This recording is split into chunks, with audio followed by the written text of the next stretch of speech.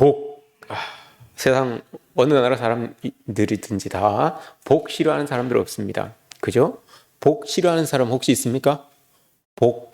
보고 말고요. 복. 하나님께서 주시는 이 복 싫어하는 사람들은 아무도 없을 거예요. 유독 이제 우리나라 사람들이 거기에 대해서 좀 유난을 떨기 때문에 한국 사람들이 복에 대해서 더 많이 이렇게 좀 예민하다 이렇게 생각하실 수 있어요. 그러나 표현하는 거나 좀 복에 대하여서 유난스럽기 때문에 그런 거지, 마음은 다 똑같아요. 다 복 받았으면 하는 그런 마음이 있지요. 시편 1편 말씀은 참 말하지 않는 셈 같습니다. 그래서 읽을 때마다 또 대할 때마다 새로운 은혜들을 이렇게 접할 수 있는 본문이 바로 이 시편 1편의 말씀입니다. 우리 모두도 다 복 있는 사람은 이라고 시작한 이 말씀 때문에 괜히 시편 1편이 정겹죠. 이 본문을 읽으면 복이 다 내 것이 될 것 같고 또 내가 복 있는 사람일 것 같고 하는 그런 기대감이 우리의 마음속에 이렇게 있습니다. 그래서 유진 피터슨 목사님은 시편 1편은 시편이 여러분 150편까지 있습니다. 시편 1편을 일컬어서 하나님의 부르심에 기도로 나아가는 초청장이다라고 이렇게 이야기를 합니다. 대문이다라고 이렇게 이야기를 합니다. 이 1장을 활짝 열고 들어가면 이제 하나님께서 우리에게 베풀어 주실 그 은혜와 복들, 이것들을 만날 수 있는 복의 대문이다라고 이렇게 이야기를 합니다. 그러니 이 문을 활짝 열고 우리 모두가 다 들어가야 되는 것 아니겠습니까? 오늘 우리 시편 1편 말씀을 통하여서 복 있는 사람의 자리는 과연 어떤 자리가 복 있는 사람의 자리인지, 그리고 또 복 있는 사람의 발걸음은 어떤 걸음이어야만 하는지 우리가 확인해 보았으면 좋겠습니다. 그래서 우리 모두가 새해를 시작하면서 복 있는 사람의 자리에서 복 있는 사람의 걸음으로 말미암아서 하나님께서 원하시는 주시기로 약속하신 그 복들이 여러분들 삶에 가득하시기를 축복합니다. 시편 1편은 자리가 주는 복에 대한 이야기가 담겨져 있습니다. 분명하게 대비되는 것은 오늘 1편을 보시면 악인과 선인, 이 두 사람, 의인은 복 있는 사람이고요, 악인은 복 있는 사람의 반대되는 개념으로 나오는 거죠. 이 두 사람이 분명히 이렇게 대비되고 있습니다. 그런데 여러분 본문을 잘 읽어보시면 악인과 복 있는 사람과 복 없는 사람의 이 대비할 때 삶을 가지고 대비하지 않고 오늘 본문을 보시면 길이 다르다라고 이렇게 이야기를 합니다. 여러분, 길이 다르다. 선인이 가는, 복 있는 사람이 걸어가는 길이 있고 악한 사람들이 걸어가는 길이 있다라고 이렇게 이야기를 합니다. 가는 곳이 다르고 앉아 있는 곳이 다르고 서 있는 곳이 다르다라고 이렇게 이야기를 합니다. 걸어가는 그 길 중에서 서 있는 길, 앉아 있는 길, 걸어가는 이 길이 다르다라고 이렇게 이야기를 합니다. 그리스도인들은 여러분 궁극적으로 하나님 앞에 서 있어야 합니다. 하나님 앞에 앉아 있어야 되고요, 또 하나님 앞에 엎드려 있어야 됩니다. 이게 그리스도인들이 가야 할 길입니다. 그럴 때 여러분, 그때부터 하나님께서 예배해 놓으신 그 복이라는 것이 이제 출발하기 시작하는 겁니다. 오늘 말씀에서 여러분 복 있는 사람은 이렇게 본문이 시작되죠. 히브리어에서 여러분 보통 복을 두 단어로 씁니다. 두 가지 단어로 씁니다. 첫 번째 많이 쓰는 게 바라크입니다. 이건 하나님께서 태초에 아담과 하와를 만들어 놓으시고 그들에게 부어주셨던 복입니다. 이게 바라크입니다. 아브라함이 복의 근원이 되게 만드셨잖아요. 그 복도 하나님께서 부어주셨던 바라크라고 하는 단어입니다. 하나님이 전적으로 부어주시는 은혜, 복, 이것을 바라크라고 이렇게 이야기를 합니다. 이 은혜가, 이 복이 여러분들에게 있어지기를 축복합니다. 또 하나가 있습니다. 또 하나는 오늘 본문에 쓰여진 단어인데 이 단어는 특이합니다. 에세르라고 하는 단어입니다. 에세르. 이걸 여러분들이 혹 못 들어보셨을 거예요. 아마 못 들어보셨을 거예요. 이 단어를 에세르라고 하는 이 단어는 같이 쓰는 단어가 있어요. 그게 샬롬이에요. 히브리 사람들은 만나서 인사할 때 샬롬이라고 이렇게 인사를 하잖아요. 근데 그 샬롬 말고 또 믿는 사람들끼리 교회 안에서 하는 인사 중에 하나가 요 에세르예요. 에세르 이렇게, 또는 아사르 이렇게 인사하는 인사이기도 해요. 이게 어떤 의미를 가지고 있는가 하면 축하합니다라고 하는 뜻을 가지고 있어요. 축하합니다. 왜 여러분 축하합니다 라고 이렇게 인사를 할까요? 사람들이, 그 히브리인들이 만나서 축하합니다 라고 이렇게 이야기를 한 건, 이미 하나님께서 그 바라크, 하나님이 주시는 그 복, 하나님이 주시는데 여러분 못 받을 수도 있어요. 그죠? 그 복을 놓칠 수도 있어요. 그런데 하나님께서 주신 그 바라크라고 하는 그 복을 나는 받은 사람입니다. 당신은 그 복을 받은 사람이군요. 라고, 그 복을 가지고 있는 사람이군요. 라고 하는 거예요. 그 뜻이 에세르라고 하는 거예요. 그러니까 축하합니다. 라고 이렇게 이야기를 하는 겁니다. 하나님께서 주신 그 복을 당신은 가지고 있군요. 받았군요. 그래서 그게 좋으니까, 축하합니다. 라고 이렇게 이야기를 하는 겁니다. 그렇게 인사하는 거예요. 여러분 한번 서로를 향하여서 그렇게 인사 한번 해보십시오. 인사해보세요. 그새 까먹은 건 아니죠. SL을 세자밖에 안 되는데 그새 까먹으면 이거 안 됩니다. 세자밖에 축하합니다. 당신은 하나님께서 주신 그 복을 가지고 있는 사람이군요. 축하합니다. 이게 인사예요. 이게 오늘 본문에 쓰였단 말입니다. 오늘 본문에 복 있는 사람은 이라고 하는 이 복이라고 하는 개념은, 이 사람은 하나님이 주신 복을 가지고 있는 사람이에요. 그 복을 가지고 출발하는 사람이에요. 그러니 여러분 가는 길이 다를 수밖에 없어요. 하나님께서 주신 그 복을 가지고 있는 사람이니까 걸어가는 길이, 앉아있는 그곳이, 또 걷는 그 길이 다를 수밖에 없다는 것을 오늘 본문이 우리에게 보여주는 겁니다. 자, 그러면 이 단어가 한 곳에 더 쓰인 곳이 있어요, 여러분. 이 에세르라고 하는 단어, 축하합니다라고 하는 이 단어와 동일하게 쓰인 곳이 한 군데가 있어요. 이거 아마 물어보면 딱 한 분이 대답할 수 있을 거예요. 제가 단언컨대 딱 한 분이 대답할 수 있을 거예요. 행복한 사람이라는 말이 어디에 나올까요? 신명기 33장에 나오죠. 신명기 33장에 보면 여러분, 이스라엘을 일컬어서 너는 참 이스라엘아, 너는 참 행복한 사람이구나, 행복자로구나 라고 이렇게 이야기를 해요. 너 참 축복받은 사람이구나. 거기에 여러분 요 에세르라고 하는 단어가 쓰여요. 왜 여러분 이스라엘이 그렇게 너 참 행복한 사람이구나 라고 이렇게 쓰였을까요? 뒤에 보시면 너처럼 구원받은 나라가 없다 라고 이렇게 말씀하세요. 그게 행복인 거예요. 이게 여러분 행복이라는 단어와 똑같은 단어예요. 에세르라고 하는 행복자, 행복한 사람, 하나님께로부터 받은 그 복을 가지고 있으니까 여러분 행복한 사람 아니겠습니까? 이게 우리라고요. 축하합니다. 행복한 사람이군요. 복 받은 사람이군요. 이거 세 개가 똑같은 단어로 여기 쓰여지고 있는 거예요. 참 좋은 거죠. 그죠? 이 단어만 여러분 오늘 알고 가셔도 여러분들은 복 받은 사람입니다. 복 있는 사람입니다. 자, 그러면 시편 1편에서 말하고 있는 복, 에세르, 이 1편에서는 에세르라고 이렇게 말하는데, 여러분 그걸 이야기하면서 복 있는 사람이라고 이렇게 이야기를 하면서 오늘 본문에서 복 있는 사람과 상치되어서 악한 사람들, 반대되는 그런 사람들의 길에 대해서도 이렇게 이야기를 해주고 있어요. 마치 여러분 십계명에서 해야 될 것과 하지 말아야 될 것을 두 개를 이렇게 구분해서 말씀해 주시는 것처럼 오늘 본문도 복 있는 사람은 이렇게 해야 되고 복 없는 사람들은 이렇게 합니다. 요거 두 개를 이렇게 비교해서 보여주고 있는 거예요. 우리가 살아가면서 여러분 오늘 본문에서 우리에게 가르쳐주고 있는 것은 그거예요. 반드시 우리가 가야 될 길이 있고 또 그에 반해서 반드시 우리가 가면 안 되는 길이 있다라는 것을 오늘 본문에서 우리에게 보여주고 있는 겁니다.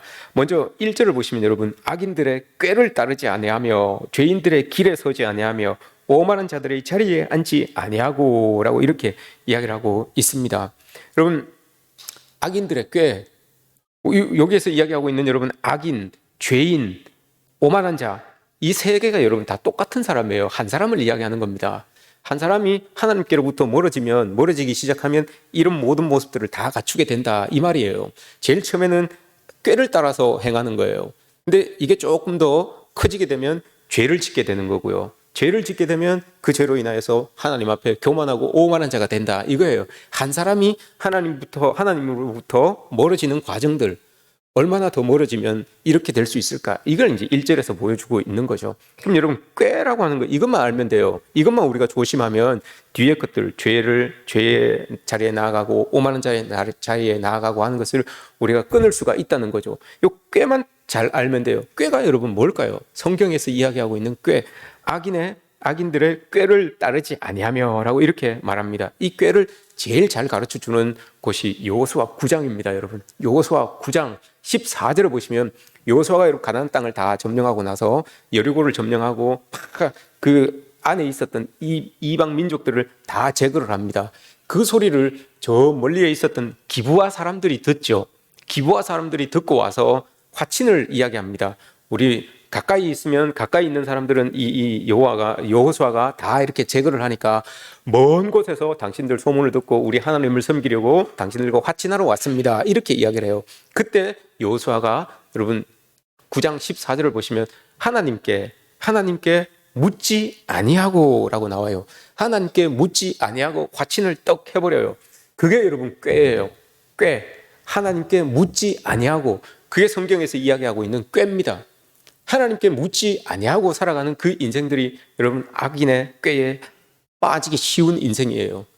하나님께 묻는다는 것은 여러분 하나님의 말씀을 듣는다는 거잖아요. 우리의 믿음이 진실해지고 또 우리의 믿음이 바르고 또 참되게 되는 것은 하나님의 말씀을 들음에서 나와요. 우리가 하나님께 묻고 하나님이 답해 주시는 그 말씀을 들음으로 인하여 우리의 참 믿음이 생겨나게 되는 겁니다. 여기서 여러분 믿음의 새로움이 시작되는 겁니다. 솔로몬도 그렇고 분열 왕국이 되었던 르호보암도 그렇고 왜 여러분 그들이 왜 망했습니까? 듣지 않아서 그랬어요. 하나님의 말씀을 듣지 않아서 그랬어요. 하나님의 말씀을 입으로 대언하는 원로들의 말을 듣지 않아서 그렇게 된 거예요. 그러니 이 사람이 악한 자의 꾀임에 빠지고 죄에 짓는 자리로 나가게 되는 것이고 교만하고 오만하여서 나라가 쩍 갈라지고 왕위를 넘겨줘야 되는 그런 상황으로 있어지게 된 거예요.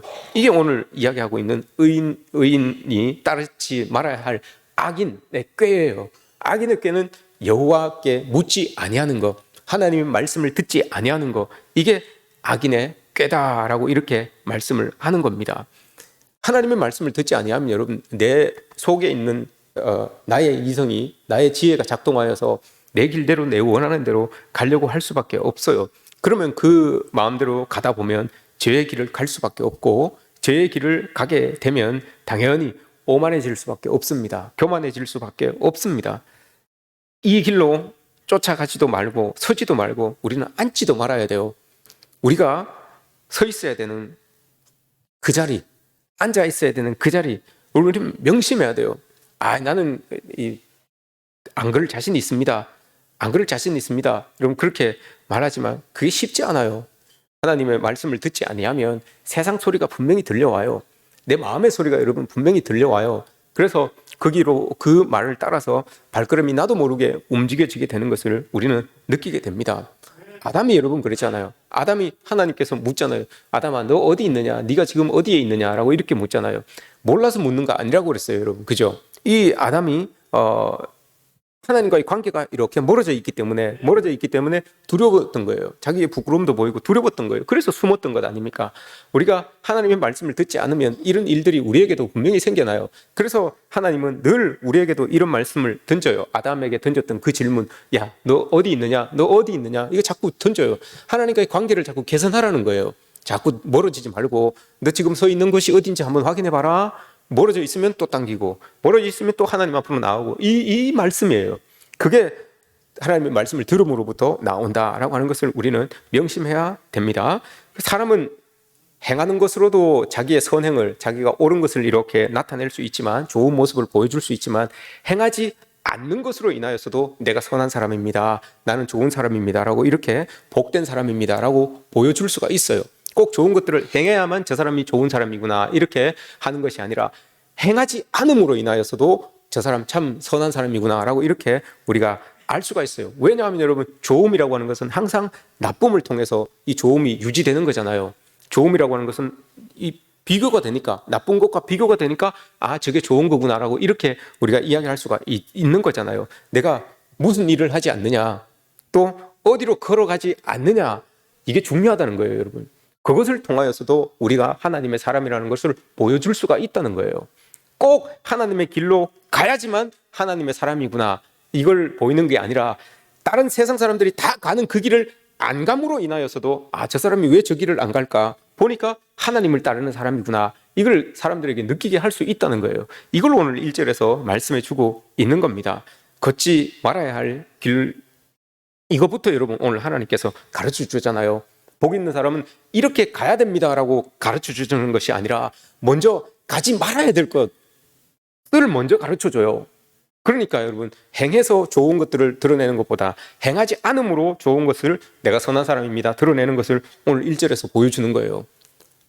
복 있는 사람은 이렇게 해야 되고 이렇게 해야 되고 이렇게 해야 되고, 이게 아니라 이렇게 하지 않음도 복 있는 사람의 특징입니다 라고 이렇게 오늘 본문에서 보여주잖아요.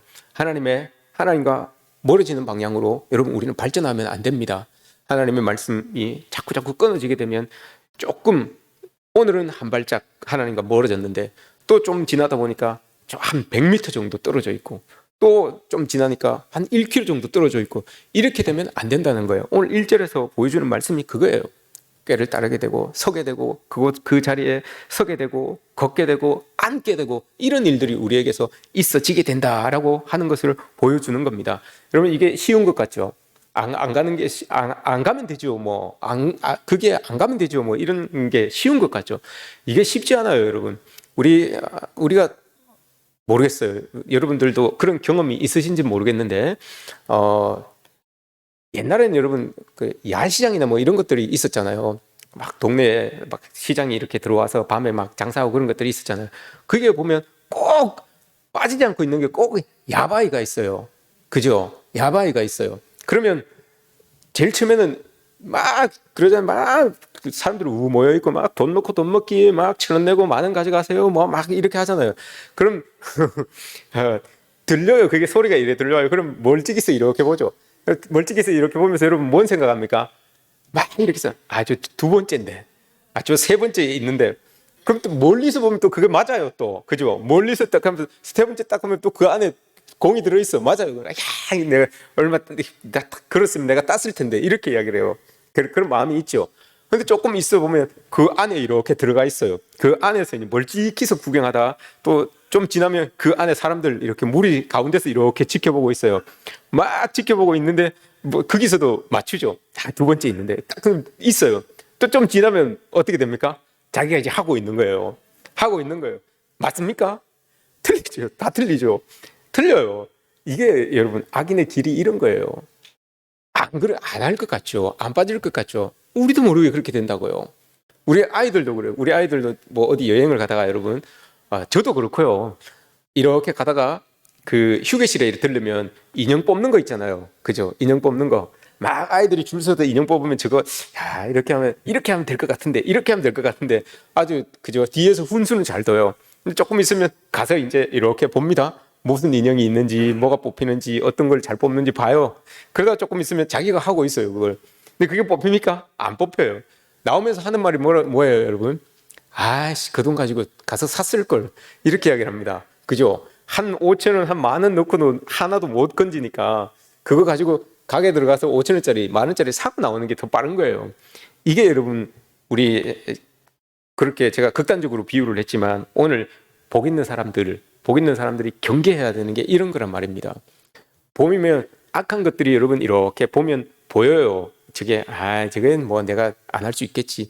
그런데 그렇지 않다는 말입니다. 스펀지처럼 그냥 조금씩 쓱 빨아들여요. 그래서 결국은 묵직해지게끔, 죄에 물들어서 묵직해지게끔 이렇게 만들어 간다라고 하는 겁니다. 우리가 앉아 있어야 될 자리, 서 있어야 될 자리, 걸어가야 될 자리, 거기가 어딘지 여러분, 우리 복 받은 사람들, 축복 받은 사람들은, 하나님의 복을 가지고 있는 사람들은 명심해야 되는 겁니다. 여러분, 우리 지금 막 애들도 방학하고 하니까 여행철입니다. 그래서 한국 사람들이 여러분 지금 이때에 여행 가고 싶은 여행지 1위가 어디겠습니까? 혹시 아실까요? 여행지 1등, 여행 가고 싶은 데가 어딜까요? 저기 일본의 여러분 홋카이도입니다. 홋카이도 삿포로라고 하는 곳이죠. 왜 그런가 하면 저 나이 때쯤 되신 분들은 러브레터라고 하는 영화가 있습니다. 그죠? 그 영화에 보면 가녀린 그 여주인공이 막 그 하얀 설원에서 사랑하는 님을 그리면서 부르짖잖아요. 뭐라고 부르짖습니까? 오뎅 끼웠습니까? 그러잖아요. 그죠? 그렇게 이야기를 해요. 그런 향수가 있어서 아마 삿포로를 1등으로 찾죠. 2등은 어딜까요, 여러분? 2등은 시드니예요. 시드니. 호주의 시드니. 거기는 지금 여름이잖아요. 남반구에 있기 때문에 여름이에요. 그러니까 추위에 있던 사람들이 여름을 경험하려고 거기에 나가죠. 3위는 어딜까요, 여러분? 3위는 전통의 강호. 니아가라 하와이. 네, 니아가라 하와이 전통의 강호 3위가 하와이예요. 여러분들도 저도 가본 경험은 없지만 하와이 여러분들도 기회가 되면 한번 가보십시오. 여력이 되고 기회가 되고 하시면 한번 이렇게 여행도 한번 가보시는 게 좋아요. 그러나 안 가셔도 됩니다. 안 가셔도 되고 다른 곳을 가셔도 됩니다. 이런 곳은 여행은 여러분 가도 되고 가도 좋고 안 가도 좋은 곳이에요. 그러나 오늘 본문 말씀은 우리가 가야 할 장소를 가르쳐 주고 있는데 이 장소는 여러분 가도 그만 안 가도 그만이 아니에요. 꼭 가야 되는 자리예요. 안 가면 안 되는 자리예요. 꼭 가 있어야 되는 자리가 바로 이 자리예요. 오늘 본문에서 이야기하는 자리입니다. 그리스도인들 복 받은 사람들이 가 있어야 되는 자리 3개를 이야기합니다. 첫 번째 자리가 여러분 말씀이 있는 자리입니다. 2절 말씀을 보세요. 여호와의 율법을 즐거워하여 그의 율법을 주야로 묵상하는도다. 주야로 묵상하는 자리, 그곳에 여러분 하나님의 복 받은 사람들은 그곳에 있어야 돼요. 분명히 여러분 오늘 말씀하고 있어요. 하나님의 복 받은 사람이라면 하나님의 말씀이 떨어진 자리, 말씀을 묵상하는 자리, 그곳에 꼭 있어야 된다라고 이렇게 말씀을 합니다.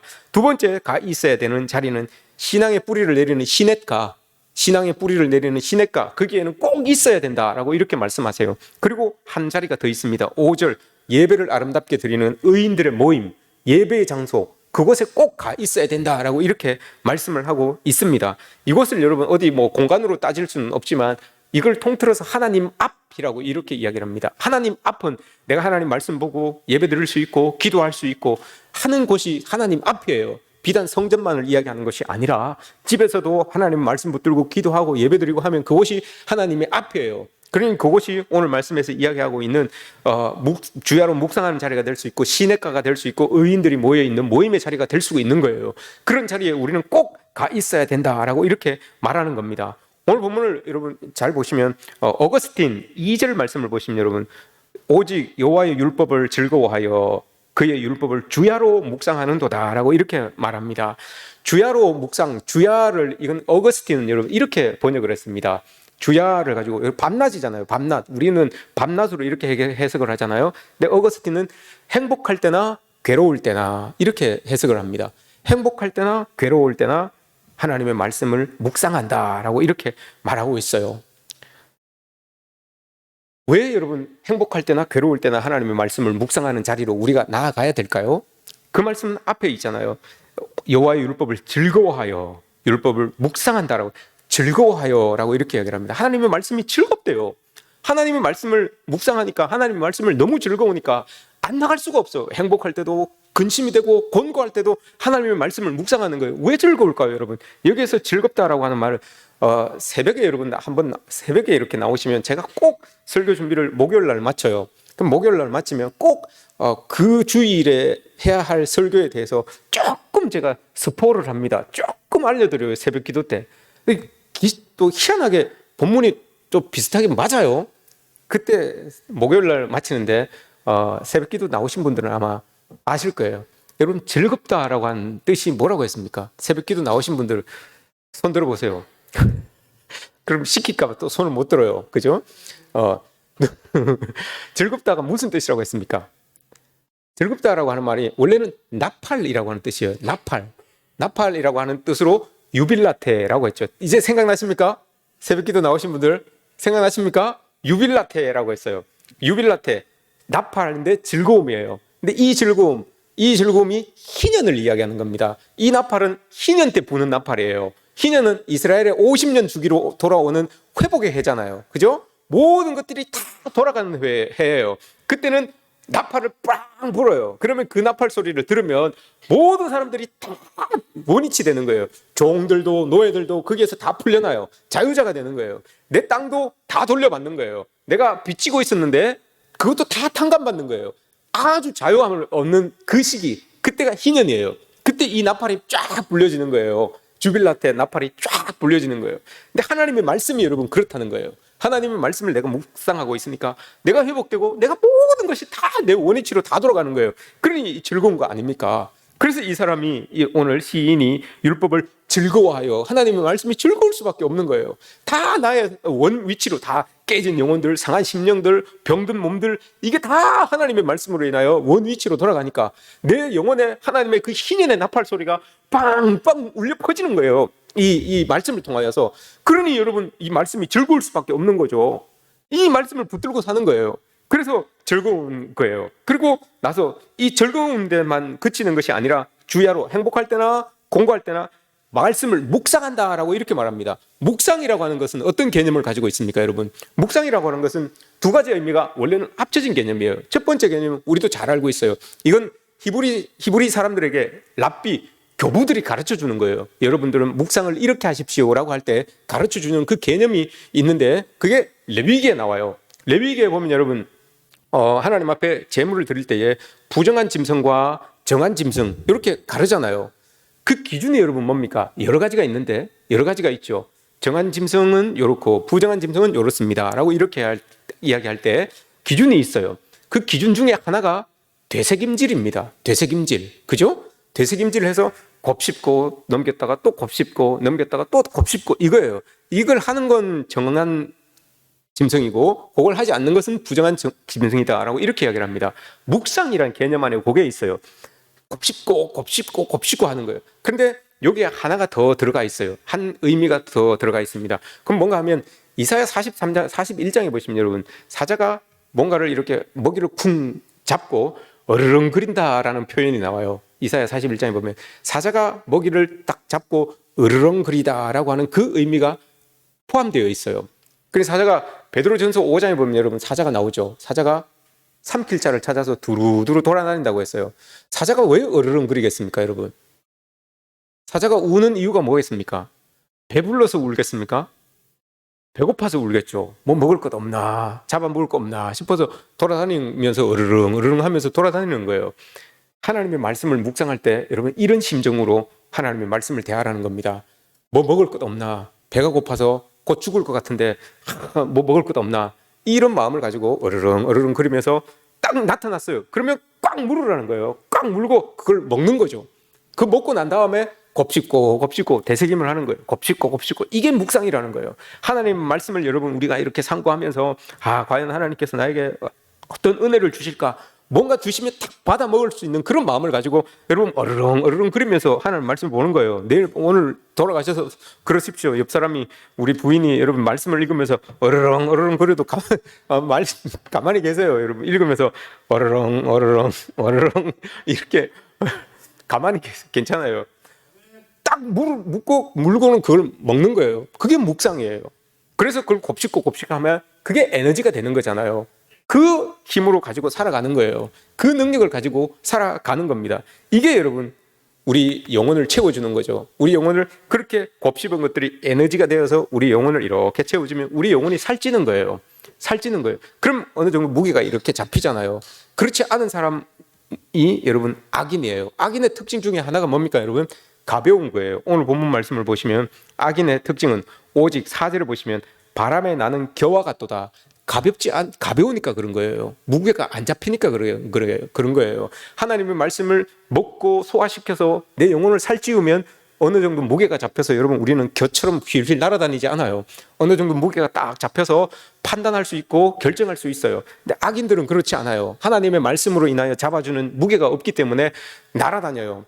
어떤 말에도 휙휙 이렇게 날아다닐 수밖에 없는 사람들이에요. 어떤 상황에 따라서 그냥 이렇게 저렇게 날아다닐 수밖에 없는 겨와 같은 인생이 될 수밖에 없는 거예요. 악인 딴 게 아니에요, 여러분. 하나님의 말씀이 무게를 잡아주지 못하여서 상황 따라 처지 따라 형편 따라 휙휙 날려다니는 사람들, 누구 말에 의해서 휙휙 날려다니는 사람들, 이런 사람들의 특징이 악인이에요. 이게 악인이라고 이야기하는 거예요. 악은 악을 보면서 악인이 아니라 이렇게 하나님의 말씀 없는 삶을 살아가는, 가벼운 삶을 살아가는 사람이 악인이다라고 이렇게 말하는 거예요. 근데 여러분 오늘 말씀을 잘 기억하십시오. 우리는 말씀 먹는 자리에 꼭 있어야 됩니다. 그래야지만 그 말씀을 내가 어르렁거리면서 먹고 난 다음에 그걸 곱씹으면서 나의 영혼의 살로 만들어갈 수가 있는 거예요. 그래야 중심이 잡힌 삶을 살아갈 수가 있답니다. 두 번째 우리가 가야 되는 자리가 어디라고 했습니까? 시냇가라고 했습니다. 시냇가는 원래는 따지면 여러분 저 낱말을 이렇게 따져가면 저 앞에 에덴 동산을 이야기해요. 에덴 동산을 이야기하기도 하고 계시록에서 이야기하고 있는 왕의 정원이 나와요. 왕의 정원과도 같은 말이에요. 이게 시냇가예요. 예레미야 31장에 보면 이 에덴 동산, 물된 동산이라고도 나오죠. 그 단어가 다 똑같아요. 에덴 동산, 물된 동산, 오늘 이 시냇가, 계시록에 나오는 왕의 정원, 이거 다 똑같은 거예요. 특징이 있어요. 여기는 물이 그냥 흐르는 게 아니라 주인이 여러분 물을 이렇게 대주는 곳이에요. 그러니 마를 수가 없는 곳이에요. 다 모든 공간이 다 말라도 주인이 이곳에는 물을 계속 대주고 있기 때문에 마르지 않는 곳이에요. 그리고 여기 뒤에 보시면 시냇가에 심은 나무다라고 이렇게 얘기하잖아요. 이 나무는 샤툴이라는 말이에요. 샤툴, 심다라고 하는 이 말은 샤툴이에요. 어디서 푹 퍼와서 이곳에 툭 옮겨 심다 이 말이에요. 그곳에서 그냥 자라난 것이 아니라, 자라난 나무가 아니라 어디에서 푹 퍼와서 이 나무를 물가에다가, 시냇가에다, 에덴 동산에다가 툭 심어 놓은 거예요. 그러니까 여러분 뒤에 보세요. 철을 따라서 열매 맺는 나무가 어디 있겠습니까? 여러분 봄에도 열매를 맺고 여름에도 열매를 맺고 가을 겨울에도 열매를 맺는 나무가 어디 있겠습니까? 그런 나무는 에덴 동산에밖에 없어요. 이 말이 뭐예요, 여러분? 시냇가에 심은 나무, 우리가 시냇가에 심은 나무거든요. 어디에서 푹 퍼와서 그 시냇가, 에덴 동산에 하나님의 왕의 정원에 이렇게 심어 놓은 우리들이에요. 어디에서 퍼와서 여기다가 심어 놨습니까, 여러분? 죽을 수밖에 없는 우리 인생들이에요. 죽을 수밖에 없는 그 인생, 하나님 없이 살아가던 그 인생에서 우리를 그냥 푹 퍼와서 하나님이 있는 인생, 그 안으로 우리를 쿡 심어 놓은 거예요. 그러니 여러분 그 안에서 살아가니까 우리의 삶에 열매가 철을 따라서 맺혀지게 되는 겁니다. 잎사귀가 마르지 않는 그런 은혜를 누리는 거예요. 하나님 밖에 있었으면, 세상 인생 살아갔으면 이런 은혜를 못 누리죠. 근데 우리 하나님이 우리를 어여삐 여기셔서, 긍휼히 여기셔서 우리를 푹 퍼가지고 그냥 하나님 있는 그 동산에다가 툭 심어 놓으신 거예요. 얼마나 큰 은혜입니까, 여러분? 이런 은혜를 받는 자리가 이 자리에 시냇가라는 자리예요. 우리가 이 자리를 벗어나면 안 돼요. 시냇가를 떠나면 나무는 죽게 되어 있어요. 물을 공급받지 못하기 때문에 죽을 수밖에 없어요. 열매는 고사하고 여러분 잎사귀가 마르고 뿌리가 말라서 죽을 수밖에 없는 인생이 될 수밖에 없습니다. 그래서 하나님께서 오늘 우리는 시냇가에 심기운 나무처럼 그곳에 꼭 자리하고 있어야 된다. 그 자리가 여러분 기도하는 자리 아닙니까? 뿌리를 깊이 내려서 하나님께로부터 주어지는 그 양분을 받아 먹는 자리, 이 자리가 여러분 시냇가라고 하는 곳입니다. 하나님의 복을 가지고 있는 사람들은 다 여러분 여기에 있어야 돼요. 이 자리에 우리가 있어야 되는 거예요.